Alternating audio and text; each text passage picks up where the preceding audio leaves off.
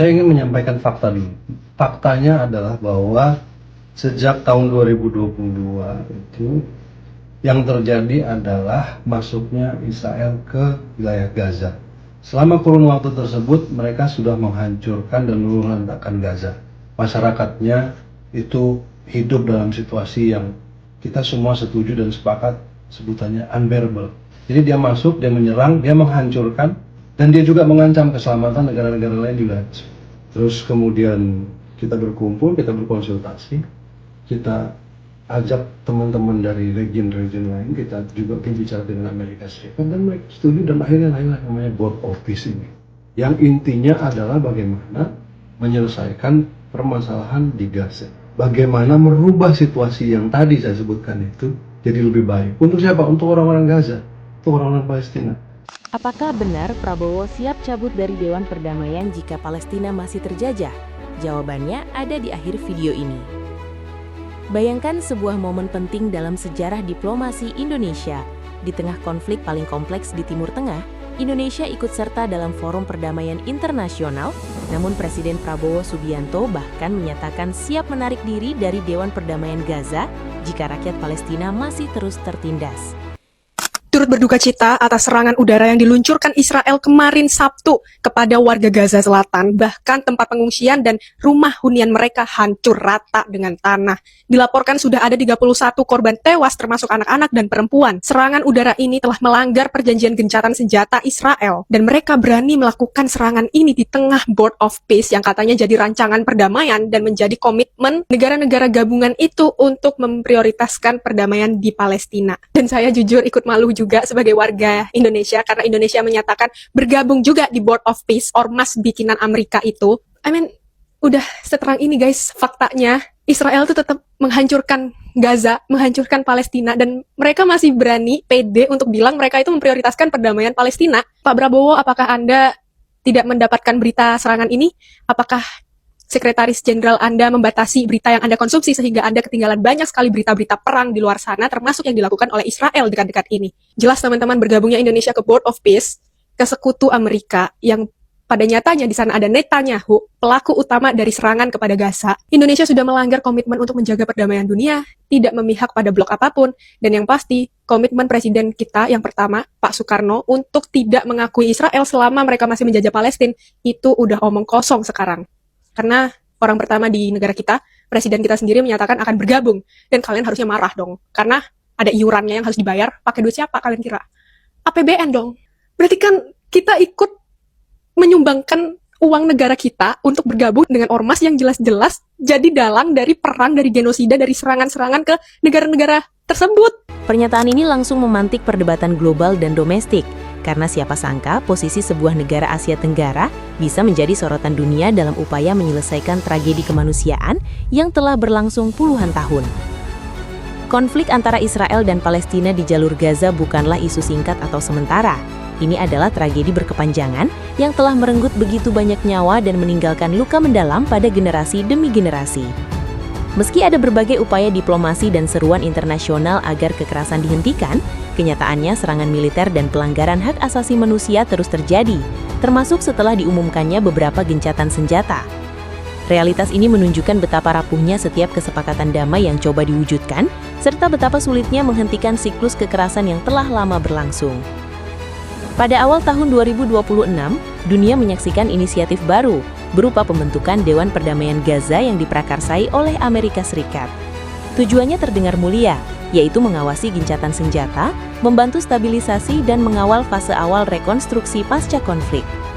Forum ini menghadirkan harapan baru bagi banyak pihak yang ingin melihat perdamaian yang langgeng di kawasan tersebut, namun pada saat yang sama, mengundang kekhawatiran karena melibatkan aktor geopolitik besar yang selama ini mempunyai kepentingan luas di kawasan. Indonesia sebagai negara dengan populasi muslim terbesar di dunia dan kekuatan diplomasi yang terus menguat di panggung internasional, akhirnya menandatangani piagam keanggotaan Dewan Perdamaian tersebut.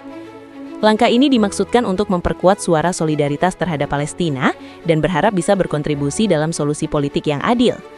Keikutsertaan Indonesia ditandatangani langsung oleh Presiden Prabowo Subianto di forum internasional yang kemudian mendapat beragam tanggapan dari masyarakat global maupun dalam negeri. Tentu saja keputusan bergabung dengan forum global semacam ini bukan tanpa kontroversi.